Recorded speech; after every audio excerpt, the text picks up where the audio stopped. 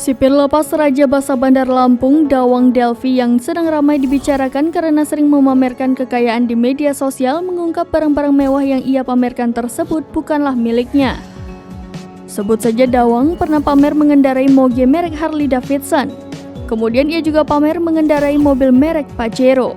Kepada tribunlampung.co.id, Dawang Delvi mengaku moge yang ia naiki di fotonya dan viral sebenarnya milik pengunjung lapas.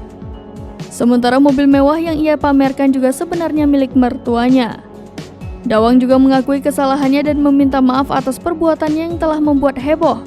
Atas foto-foto pamer barang mewah yang viral di media sosial, Kantor Wilayah Kementerian Hukum dan HAM Lampung telah mengambil tindakan terhadap aparat sipil negara pegawai Lembaga Pemasyarakatan kelas 1A Raja Basa Dawang Delvi.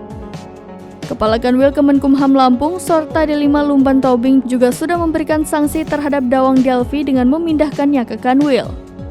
Timnya juga telah melakukan pemeriksaan internal terhadap Dawang. Sipir tersebut sengaja dipindahkan ke Kanwil Kemenkumham Lampung untuk pembinaan secara langsung.